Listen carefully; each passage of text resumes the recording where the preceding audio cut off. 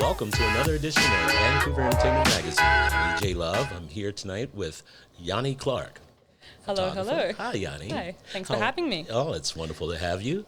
Well, let's just start this off. Met you one night. You're sitting on the curb on Granville. Yes. And doing your thing. And we met. And then we met inside of the Morrissey in the co-ed bathroom. That's right. Yeah, I do quite like that. It's quite cool to be chilling with both, you know, with everyone. In Blair, yes. Yeah. Yeah, we were all out there together. And, well, here you are. Yeah. Tell the folks all about yourself. Well, I'm originally from the most easterly point of Australia, so Byron Bay, so as close as you can swim to New Zealand. Okay. It's got a lighthouse and a pretty cool history. Captain Cook came through there and left some goats that still hang out on the cliff, and my parents were hippies, and I fled when I was about 16 and started traveling and making photos around the world, I guess. And Yeah? yeah. So at 16? Around 16, 17, I went to Bali where my father was living, and I actually ended up going on a workshop with a guy named Jack Bacone and Stephen DuPont, who are pretty well-renowned photojournalists. Right. And they taught me the ropes back then, and then I never really stopped shooting, I guess. Yeah. Trying to keep out of trouble, I guess, at the same time. Right. And camera's helpful. It's also a good weapon Right. as well. Now, you went to school, too. Where did you go? I went to Griffith University online for the most of the time, and I went to a Catholic college, which is a bit weird because my parents are full-blown hippies, so that was a bit of an experience. Oh, as hippie as you can get. Oh, yeah. Yeah. Living out of a van. Well, we had a house, but it was didn't have any gutters, Oh. so it was kind of falling to bits. And my father grew marijuana all around the house, as if. Wow. Yeah, it was different. Stayed high, huh? Yeah, well, the house stayed nice. Yeah. Right. So now, when did you find a love for photography? The first time I took a photo on film, I was going to a party, and it was the first time I'd went to a party. I was actually quite a nerd growing up, and I took a photo of my mum, who had this terrified look on her face. Right. And I kind of took the photo for myself as kind of like a memory bank to realize, like, this is when I left the nest. Okay. And I remember getting that roll of film back, and it was all black and white, and every image I loved them all, and I couldn't believe that I made something that just. What was the first camera?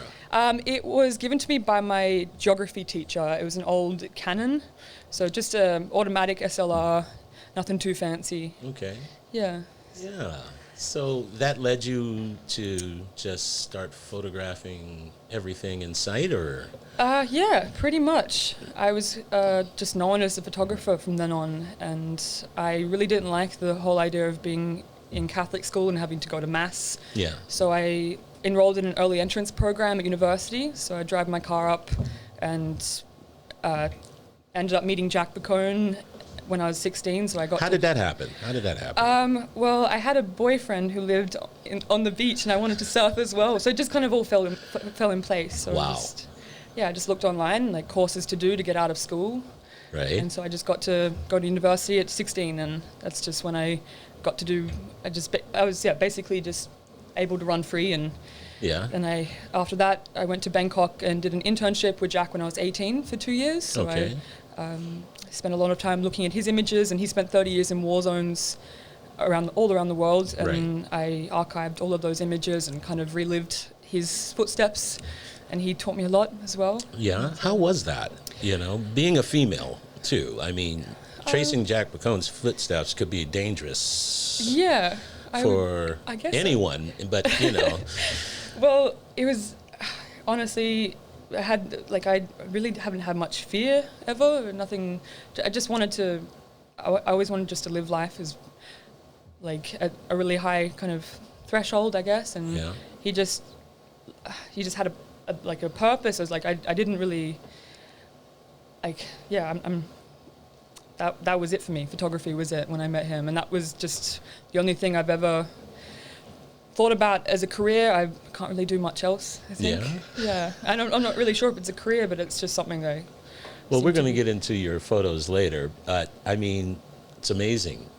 It's amazing, simply amazing, and I had to have you on the show. Oh, thank you so much for having me. You're welcome. So now, going back a little bit here, What drew you into this line of work and a line of interest? How did you really fall into that and knew that that was going to be your calling? It just made me stop and actually be in life. Like to me, it's always a meditation when you're on the streets. Right. It gives you an excuse to talk to anyone.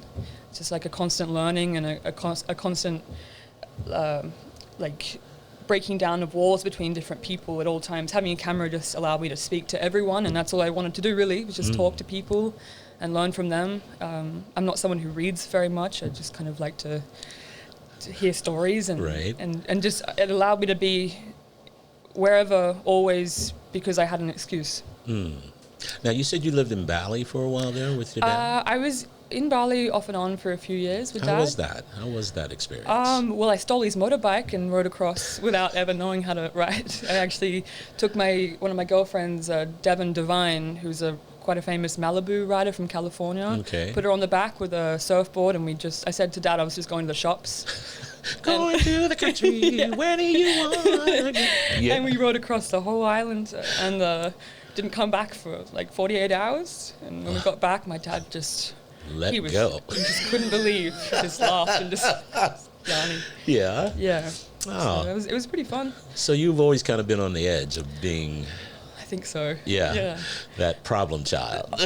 Well, I was a problem, but I was also pretty good as well. But my parents just let me run wild. Like I didn't really wear shoes until I was about 14, 13. Or Right. I didn't, like in Byron Bay, no one really wears shoes. Right. It's just kind of just be free, I guess. Try not to step on anything too sharp. Yeah, yeah. Yeah. Well, now, again, back to Jack, because Jack is a fantastic photographer. Mm-hmm. What did you take from working with him? What did... Well, I learned a lot of just how to kind of stay true to who I was, and at times when you have a mentor, you can really get caught up in trying to be a photographer, try to please them or like follow in Right. their footsteps. What did he tell you? What did he give you that you took away from the experience? Mostly just the confidence to like try this as a career path. Like Right. he had faith in me. Like Right. really, he saw my eye from a young age and said I had an eye, and not many people have that, and I thought that was pretty cool. Like I got an eye, I've got two eyes, and it's kind of Yeah. cool. Can see some stuff, and I just was, yeah, Yeah? I guess, yeah. Well, I mean, it's amazing. Your work is simply amazing, and we're going to cut to it in a few bits here.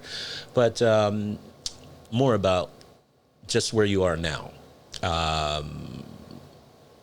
What's going on in your life? I'm living in a hotel downtown now, which Okay. is a bit interesting. Mm-hmm. I'm, I guess, in a limbo type of, like everyone else is in the current climate. Everyone's kind of stuck. Yes. It's been interesting. It's been kind of in a bit of a slump as well at times. Yeah, and I just bought an old Mercedes from 1980, No way. and I've been driving around maybe a bit too fast. I love driving. I love like riding bikes and In discovering. discovering places. Yeah, just Yeah. like the open road and blasting music. So Yeah, I yeah. might just hit the road one of these days and head out. To What do you think about Vancouver? I've had mixed feelings. Yeah. For it. The people I find quite bizarre, but in that way, pretty interesting. Just not very open. It's kind of taken a while for me to find people I like Yeah.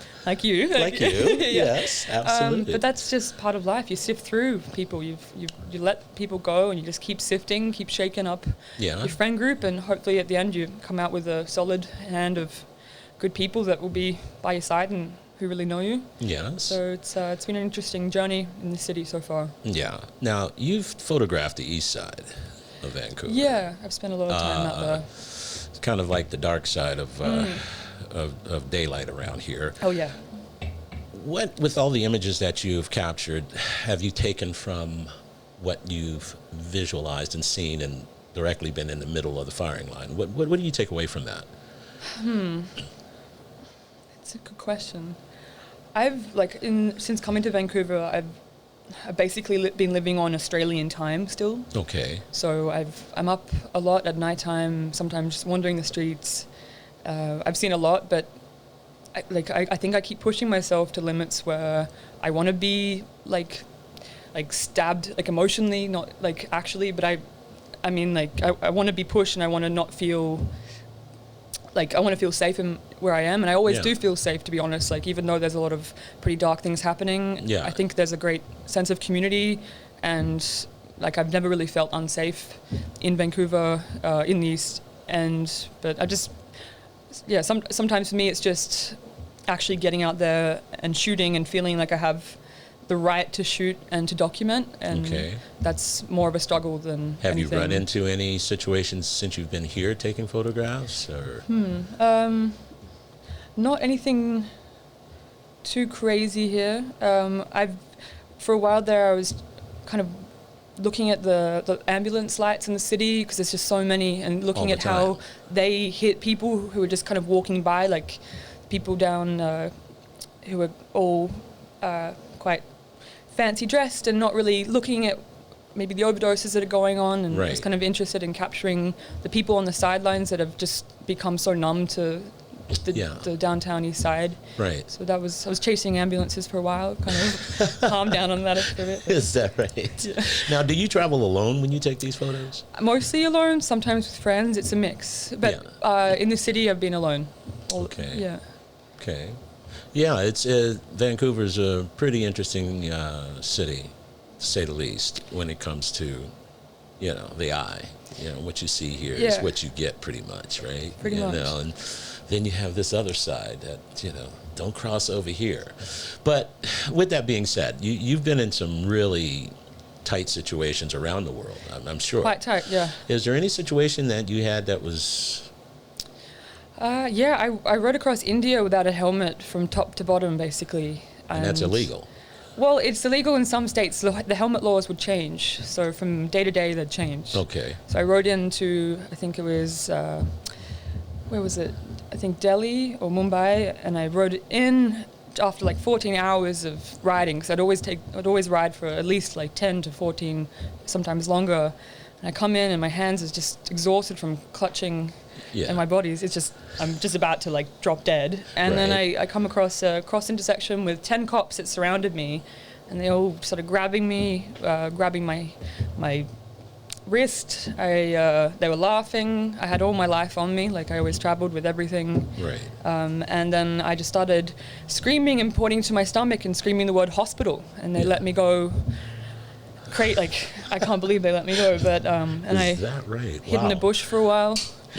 And wow. And then left at the crack of dawn. Is that right? Yeah, that was one of the freakiest experiences. Yeah. I can't believe I got out of that one. Yeah.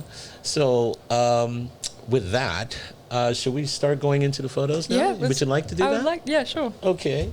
All right. Let's do it. How we doing over here, guys? We ready to get it done? Sure. All right. Anyone you want to throw up, we can talk about it. Okay. Yeah. What do we have? Are we on now? Yeah. What is this we have here? So this is Bun Bang 5. So this is, I guess, something I actually discovered, or my ex-partner discovered. He was looking through my hard drives a few years back. Right. And at the time... Now explain to the audience what Bun Bang Phai is. So it's a rocket festival. It happens all around Thailand and Laos once a year around May, in the full moon. Okay. And everyone basically goes completely insane for a week, dresses up, the men dress as women. A lot of tourists come in and light rockets. Actually, one of them lit a rocket in my ear, like threaded it like a cigarette. Yeah, you were saying something about that. Almost died. But all the villagers come from like 100 miles out of, and they come and they shoot these handmade rockets, these like bottle rockets, which are huge, into the mountains. So if the rocket hits right in between the certain mountain range, they are praised with gifts for years. But if the rocket doesn't go off, they have to drink out of this 100-year-old shoe kind of thing. It's all these really old kind of rituals and lots of dancing and ceremony. Just wildness. And how long does this festival go on for? It goes on for a week, but I was just there for a day. So when I travel, I don't really plan anything. I just kind of show up, and I had no idea what was going on. I just kind of walked into it and started shooting. And I actually was shooting on film, and I ran out of film. So I grabbed my friend's camera and kept shooting. I shot for like 10 hours. think I had lost about a month of my life breathing in the smoke, and like just it was wild. But at that point in my life, I was quite young. I probably 21, maybe even 19. Right. I had a pretty high expectation on myself, and I didn't think I got the shots, so I put it away. Just never looked at them again for 6 years. Wow. And then my ex-boyfriend found them and was like, "What the fuck is this?" And I was like, "Well, I guess it could be something." Yeah. And I'm putting that into a book that's kind of like an accordion, one long page for like one long day. Just trying to sit down and finish that off right now. Are you really? Yeah. I'm sitting down right now. Yeah. Yeah. Oh, that's fantastic photography. Yeah, thank you. Great pictures. Thank you, EJ. And we got more on there, right? We got more to show, right? Do you want the website or do you want some advanced stuff? Well, how about we keep looking at the side and let's look at Sham, Drudgery and Broken Dreams. Alrighty. That's from the island, Courtney on Vancouver Island. Okay. So that was a pretty interesting place. What is that? That's a church. Slow it down a little bit for me there, buddy. So thank you. It was owned by a lady named Marcia, and she played the cello in the church choir. All right. And she decided one day to open the back of her house to everyone. So the whole community would come, and there was some pretty cheeky things going on there, lots of wild nights, wild parties. But the front of her house, she kept perfectly clean. She had a grand piano, fresh flowers every day. You'd have no idea that the two things were going on at once. Wow. It was amazing. So she let me be the gardener. She wanted me to do her gardens, and there was like 30 cats that had died. Cats were dying all week, so they just kind of planted them in the gardens, even though I was growing veggies and stuff. I was kind of, so that some days I'd turn up and there'd just be a new cross in the garden. And I was like, what is, okay. Oh my I don't know how these veggies will be, but I was interested at the time just to see the effect of growing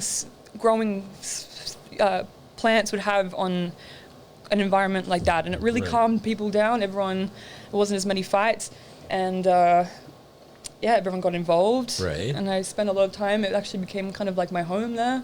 Okay. And Marcia was struggling with bipolar disorder, and she was known to have complete like outbursts, but she was just the most generous woman, just a beautiful, beautiful heart. And that place is gone now. It's been sold, but next to Marcia's is a drug rehab, and on the other side is a church, a hospital, like an Amish restaurant. It was like just tucked in the middle, surrounded by all these different contrasting environments. Wow. And so we got another one there? And that was Marcia's church where she plays the cello. So that's her practicing in the front of her house. Oh, I see. Okay. Yeah, that's an interesting photograph. There's one of the cats, probably smelling his friend. Buried. Just got buried in the garden. Okay. That's a young fella. That's me at about midnight. That's Red. Okay. Now who's Red? He's Red. He's the residential. He's a interesting fella. Yeah. Yeah. Enough about that. Let's move off of Red. That's all you need to know. So people just come over and fall asleep, and it's quite open. Police were there every day. Oh, yeah, every day. Every day, many times. Wow. So you're sure to see the law. No, this guy looks like he's seen something. Yeah, he was attacked by Kevin, the bouncer at the yard. Kevin said that he was the guy who killed Osama bin Laden, he made up all these crazy stories, and he had this bat that had a nail on the end of it, and he just sliced this guy. Oh. It was just, and I called the ambulance, and that's the light of the ambulance coming on him. It was just wildness, really. Yeah. But quite beautiful as well. And like everyone felt at home there, and it's a shame it's gone. How do you draw these people to you, or how do you connect with these folks that you don't have every day in your life, but you come in and you take their picture or ingratiate yourself upon them? How does that work? I when I was growing up, I lived in a very similar kind of environment to Marcia's place. Okay. So I'm used to having people show up, and really just that was like how I think always learned as a a kid, and how I'm very comfortable and Right. just I think I maybe get on people's level and yeah, I'm not sure. It takes a while, I think, just being present and like it's an exchange. It's a collaboration always between the photographer and the subject. So there's got to be that. That's my next lead in. With that, like some of the photographs you've taken, you know, you're in high risk areas. When there's something like the gentleman with the baseball bat and the nail in the head sort of situation, when you see things like this, is it hard to pull yourself away? Are you drawn into this? And would you put the camera down for a minute and come over here and assist this person? Does that happen in your travels? Or It does, definitely. It's time and place. I think just looking at what is important. Like I think it was really important for the world to see exactly what happened at Mathews, just because there is like it was completely unknown in the whole community. Like just down the road, there's $1 million mansions, and no one really even had any idea that it was happening in their own backyards. Right. And I guess maybe because they were scared of it, but I think it's better just to know and to be open and accepted. And when that guy was struck on the head, he was on a skateboard riding away and trying to catch up to someone, and I ran after him and stopped him and said, we got to get you some help. So right. I guess I try not to interfere with reality, and I want to shoot it for what it really is. Right. But I definitely don't want to see someone come into harm. And yeah. How excuse me, how draining is that? I mean, emotionally, it must pull on you at some level. I would say the opposite. Not being in those environments is more draining. I think that's kind of right. Yeah, I feel more alive after being surrounded by like wildness and people who are on the edge of society. I actually find it more fulfilling, and like the opposite. Being around people who are kind of got masks on. Yeah, that's more draining for me. Yeah, and that's everyone right now. So, and it's going to get worse. Yeah, it's going to get worse. Yeah. What do we have here? What's going on there? So they are all making some crafts from the beach. So what is it called? The wood that floats up, and I forget what it's. It's like the debris that you find on the beach, like driftwood. Yeah. So it's just a little backyard craft session. Oh yeah. Yeah. Yeah. It's like my backyard. Yeah. Like, nice. All right. And that's Kevin, the guy who had the stick with the nail. Yeah. Who said I think he actually was in the military for a while. That's right. That's the guy with the baseball bat. Yeah, it was actually a stick with a nail on the end of it. Okay. So it was. He looks pretty proud of himself in this shot. It's before and after. Yeah. Hey, it's TJ. No, I'm just joking, TJ. I'm sorry. That's actually my buddy Rob, and he's back in Vancouver now. He was just taking a time out. He was just sick of the city, and he just went there and found Marcia. And he was kind of more like the bouncer, but the guy who was just down, quite mellow and. Yeah. What do you take away from all of these people that you meet along the way? What do you take away from this experience? Well, I think they all kind of become a part of who I am, and I don't know. Looking at them now, I guess I forget a lot. I'm not someone who really looks back at the past a lot, but it's pretty good to keep a diary and look back sometimes so you can learn. But images are, I think, that for me. So when I look back, I remember where I was in my head at that time, what I was feeling, what happened before and after. Like it's like a kind of jabs me right back into feeling where I was in that moment, like kind of like a smell when you smell something like a burning, or like your grandma's like apple pie, and then you kind of get transported back into that. Yeah, that kind world. of more yourself than ever. Kind of like Marcel Proust says, or something like that. Yeah. When you kind of make. Yeah, I'm not sure if that was the question. I think I went somewhere else. That's quite all right. You're allowed to do that here on this show. But cool. What else we got there? Let's see. Okay, that's. Yeah, you can go to the. How about the portraits, maybe? Yeah, the portraits is the one I like. Portraits. What is this? This is a guy in Bangkok who would change his outfit every single day. Okay. He lost his wife. She ran away with his best friend, and he was a doctor. I had a translator tell me a bit about his story, and she said that after that, he just decided to hit the streets and not really give a fuck Wow.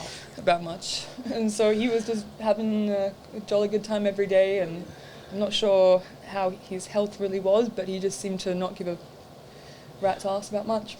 And amazing I'd hang out with him a photograph, lot. But yeah, he just poured silver paint all over his head, and they were all shopping bags tied to the back of his body. Wow. And I think the next one you'll see his face. Yeah. Wow. Very smart man that just decided enough's enough. Yeah. Had enough. Let's just dress up and freak people out. I think that was what he was into. I like this photograph. Who's this? So I was in the back of a van driving, one of the only times I've ever used a long lens. And I was just clicking along the way. He's just hanging up a public phone, and that's in Montreal. Yeah. Kind of like a bit like Dracula looking. Al Pacino. Yeah, Al Pacino, a little bit Al Pacino. Yeah, Yeah, no, it's a but- pretty wicked photo. I saw that earlier today, and I went like, wow, Yeah, I like that one a looking lot. guy. Yeah. Yeah, it's pretty cool.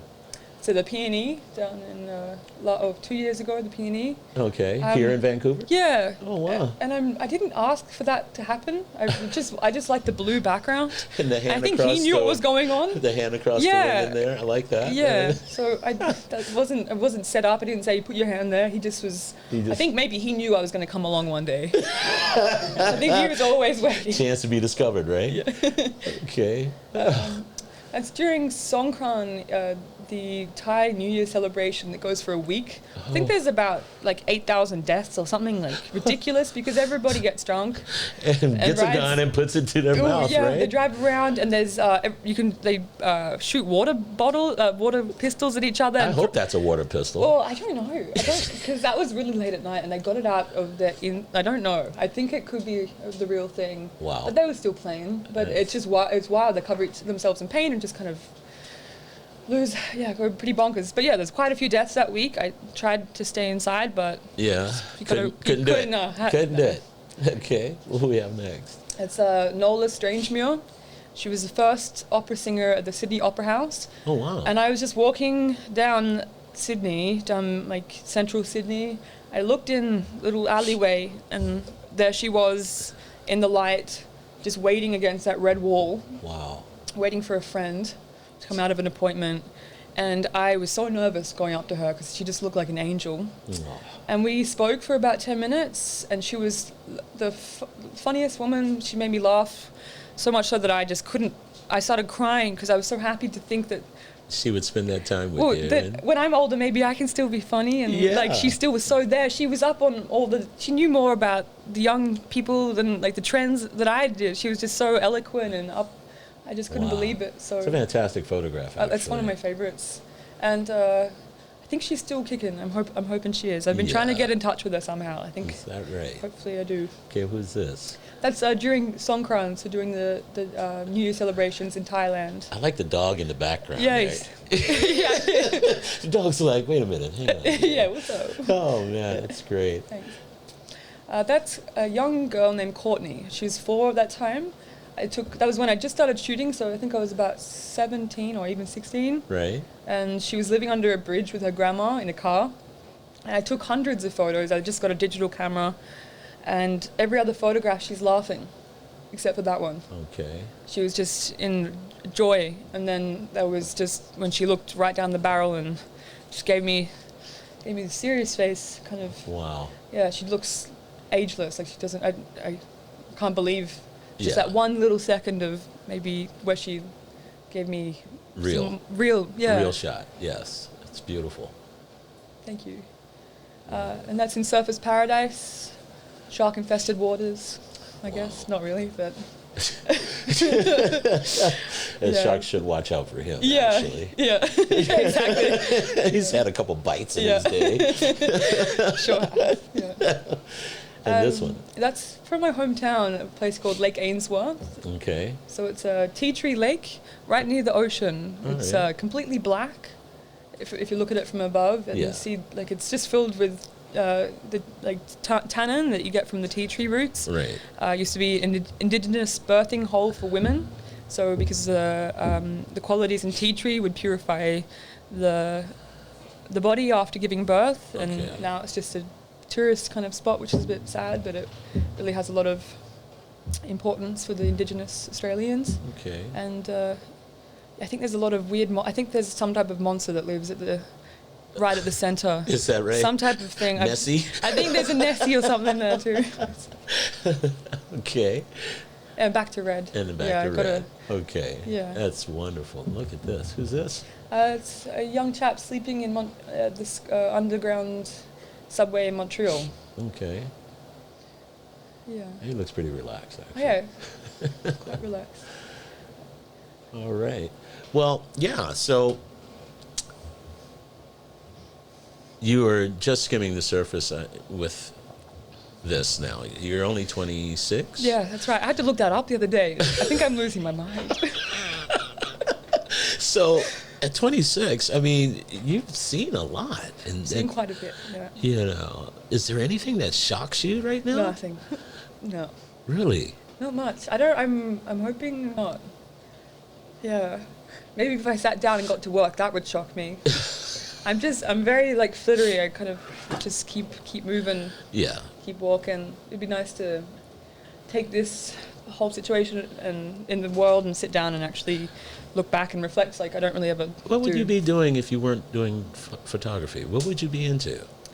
That's a good question. I was actually I was pretty good at a game called netball, which is kind of like basketball. Okay. I was kind of like some champion state when in that age, but it really wrecks your knees, so I stopped doing that. But I had it's probably going to be some type of sport player. Sport athlete? Yes, athlete. I don't. Wonderful. Not sure. I think that's like I played for 15, 16 years. Right. And a lot of that is probably what enabled me to be quite quick on the street and shoot, because it's a lot of working within your peripheries and seeing what's coming and anticipating when to move. So that's kind of, I think, maybe helped me a bit in street photography. Okay.